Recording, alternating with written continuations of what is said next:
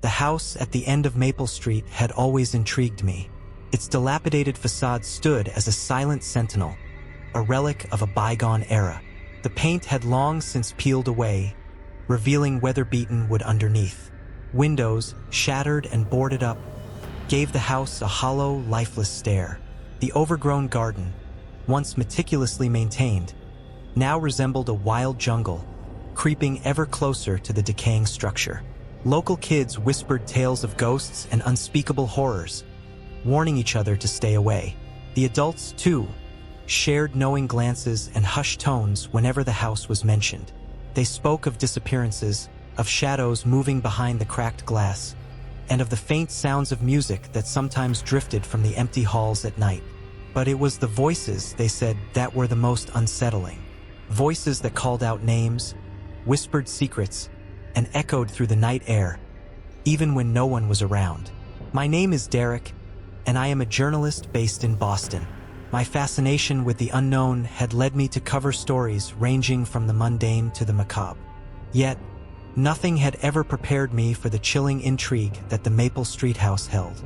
I had come across countless tales of haunted places, but this house was different. It felt personal, almost as if it was calling out to me. My decision to investigate came after a particularly disturbing night. I had been working late, poring over old newspapers and documents about the house, when I heard it, a faint, almost imperceptible whisper. At first, I thought it was just my imagination, the result of too many sleepless nights and too much coffee. But then it grew louder, more distinct. It was calling my name. "Derek," it said, soft but insistent. "Derek, come to us." I knew then that I had to go. Whether it was curiosity, a sense of duty, or something else entirely, I couldn't say. But the pull was irresistible. The house at the end of Maple Street had secrets to tell, and I was determined to uncover them.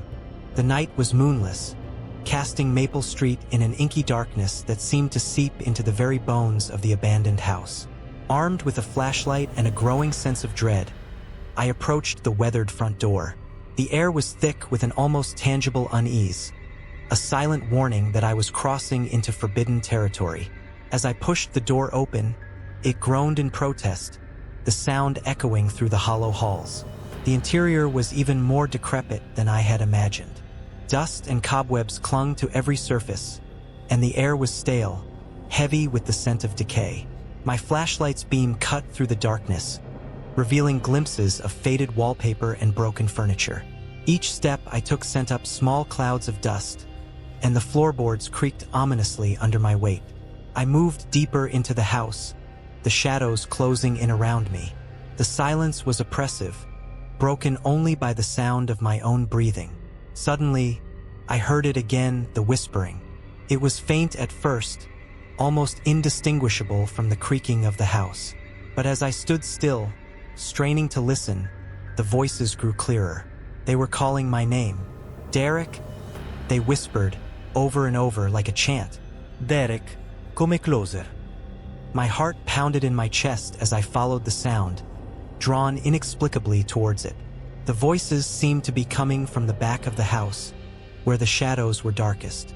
As I turned a corner, my flashlight fell upon a door that stood slightly ajar.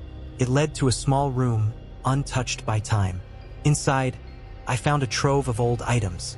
There were photographs, yellowed with age, depicting a family in various stages of life. Their faces were stern, their eyes seeming to follow me as I moved. I picked up a photograph of a young woman holding a baby, her expression both tender and sorrowful. Next to the photographs were letters, their ink faded but still legible. They spoke of love and loss, of promises broken and secrets kept. One letter in particular caught my eye. It was addressed to Dearest Elizabeth, and spoke of a terrible curse that had befallen the family. As I delved deeper into the contents of the room, I found more objects that hinted at the house's dark history.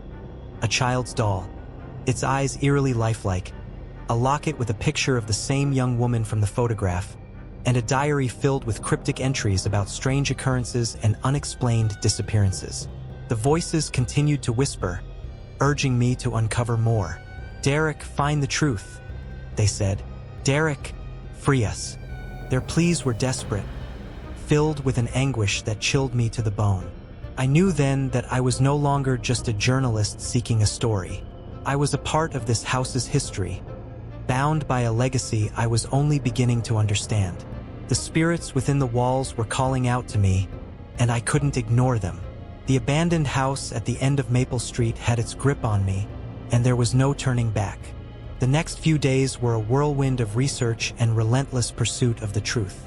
By day, I scoured historical records at the local library, piecing together the fragmented history of the house at the end of Maple Street. By night, I pored over the letters and diary entries I had found, each revelation drawing me deeper into the web of secrets that had ensnared my family for generations. I discovered that the house had belonged to the Eldridge family, prominent figures in the town's early history. They were a wealthy, influential clan, but their legacy was marred by tragedy and scandal. In the late 1800s, a series of mysterious deaths and disappearances had plagued the family, culminating in the sudden abandonment of their grand home. Through interviews with the oldest locals, I learned of the family's descent into madness. They spoke of Elizabeth Eldridge, the young woman from the photograph, who had been the last to inhabit the house. She was said to have dabbled in dark rituals, desperate to lift a curse that had been placed upon her family. The townsfolk whispered that she had made a pact with malevolent spirits, hoping to save her loved ones, but instead had doomed them all.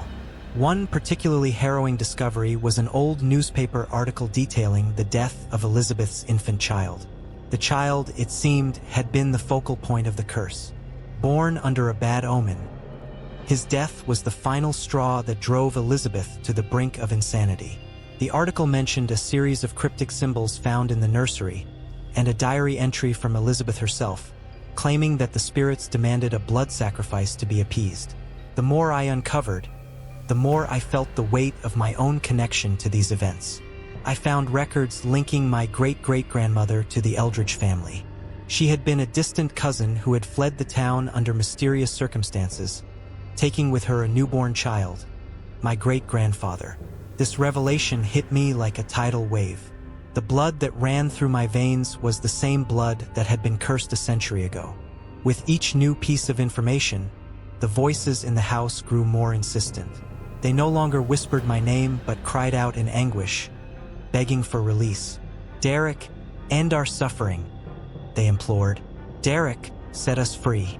The personal connection was undeniable. The spirits were my ancestors, trapped in a cycle of torment because of the actions of our forebears. The realization was as horrifying as it was heart-wrenching. Their pain was my legacy, their curse my burden to bear. I was drawn inexorably into their plight, feeling their desperation as my own. Determined to put an end to the curse, I intensified my research. I sought out occult texts and consulted with experts in the paranormal. I needed to understand the rituals Elizabeth had performed, the symbols she had drawn, and the nature of the spirits she had invoked. The answers were there, hidden in the past, waiting to be uncovered. And I knew that I was the only one who could bring peace to the restless souls of Maple Street. As the days passed, the house's haunting grew more intense. What began as whispers and faint shadows quickly escalated into something far more sinister. Every night, the air inside the house seemed to thrum with a malevolent energy, thick and oppressive. The voices, once distant and faint, now echoed through the halls with a chilling clarity. They called my name with increasing urgency, their cries blending into a cacophony of anguish and rage. I started experiencing vivid nightmares, waking up drenched in sweat, my heart pounding. In these dreams, I relived the horrors of the Eldridge family, their fear, their suffering, their descent into madness. I saw Elizabeth, her face twisted in despair as she performed the dark rituals, her pleas for mercy falling on deaf ears. Each morning, I awoke with a sense of impending doom, the line between dream and reality blurring. The spirits began manifesting in more tangible ways. Objects moved on their own, doors slammed shut, and cold, spectral hands brushed against my skin. One night, as I was reviewing my notes, a sudden gust of wind extinguished my flashlight. In the pitch-black darkness, I felt a presence looming over me, heard the ragged breath of something unseen. Panic surged through me, but I forced myself to remain still to listen. "Derek, you must help us." A voice hissed close to my ear. "Our suffering is eternal. Break the curse." My mental state deteriorated rapidly. I was plagued by constant paranoia, always glancing over my shoulder, convinced that something was watching me. Sleep became a distant memory, my nights filled with restless tossing and turning. The house's influence crept into my waking hours, too, as I began seeing shadows flickering at the edge of my vision, hearing faint whispers in the quietest moments. Despite the terror, a fierce determination burned within me. The spirit's desperation mirrored my own, fueling my resolve to uncover the full truth and put an end to their torment. I spent hours sifting through Elizabeth's diary, trying to decipher her cryptic entries. Each passage I translated revealed more about the rituals she had performed and the dark entities she had summoned. I discovered references to a final, uncompleted ritual, one that could potentially break the curse. It required the blood of a direct descendant, a willing sacrifice to appease the vengeful spirits. The realization hit me like a punch to the gut. I was the descendant they needed. My blood could set them free, but it would come at a great cost. Desperation gnawed at me, but so did a deep sense of responsibility. The Eldritch curse had haunted my family for generations, and now it was up to me to end it. I couldn't ignore the voices, the cries for help. The spirit's anguish was my legacy, and I had to find a way to free them, even if it meant facing the darkest depths of the house's malevolent power. As I prepared for the final confrontation, the house's paranormal activity reached a fever pitch. The walls seemed to pulse with a sinister energy, and the air crackled with tension. The spirits became more aggressive, their apparitions appearing more frequently, their touch colder, more tangible. Yet, amid the chaos, I felt a strange sense of clarity. I knew what needed to be done, and I steeled myself for the battle ahead. The time had come to confront the house's dark secrets, to face the spirits head-on, and to put an end to the curse that had plagued my family for a century. With a mixture of fear and determination, I prepared for the ultimate test, knowing that my actions would either bring peace to the restless souls of Maple Street or doom us all to eternal torment. The night of the final confrontation was eerily silent. The usual sounds of creaking floorboards and rustling leaves were absent, as if the house itself was holding its breath in anticipation. I stood in the center of the old living room, the diary clutched in one hand and a knife in the other, my heart pounding in my chest. The air was thick with the presence of the spirits, their whispers a constant hum that set my nerves on edge. I had prepared everything meticulously. The symbols Elizabeth had drawn were recreated around me, their shapes carved into the wooden floor with precision. Candles flickered, casting long, wavering shadows that danced on the walls. I could feel the eyes of the spirits on me, their desperation palpable. "Derek," they whispered, their voices merging into a haunting chorus. "End our suffering. Free us." With a deep breath, I began the ritual. I recited the ancient incantations from the diary, my voice steady despite the fear gnawing at my insides. As the final words left my lips, the room grew colder, the shadows deepening. The spirits began to manifest, their translucent forms swirling around me, their faces etched with anguish and hope. The climax of the ritual required my blood. I had known this, prepared for it, but the reality of the act was daunting. I steeled myself, focusing on the faces of the spirits, Elizabeth, her child, and countless others who had suffered for so long. With a swift motion, I drew the blade across my palm, the sharp sting followed by a warm trickle of blood. I let the drops fall onto the symbols, the crimson liquid absorbing into the grooves. The reaction was immediate. The symbols glowed with an otherworldly light, and the spirits' whispers grew louder, more frantic. The room shook, and the air hummed with energy. A figure materialized in the center of the room, darker and more defined than the others. It was the source of the haunting, the malevolent spirit that had cursed my family. "You dare to challenge me?" It hissed, its voice a low, menacing growl. Your blood will not save them. Summoning every ounce of courage, I stood my ground. I will end this curse, I declared, my voice firm. Your hold over my family ends tonight. The spirit lunged at me, a cold, dark force that seemed to drain the very life from the air. I raised the diary, its pages glowing with a fierce light, and recited the final incantation. The light intensified, enveloping the spirit. It writhed and screamed, a sound that echoed through the house and into my very bones.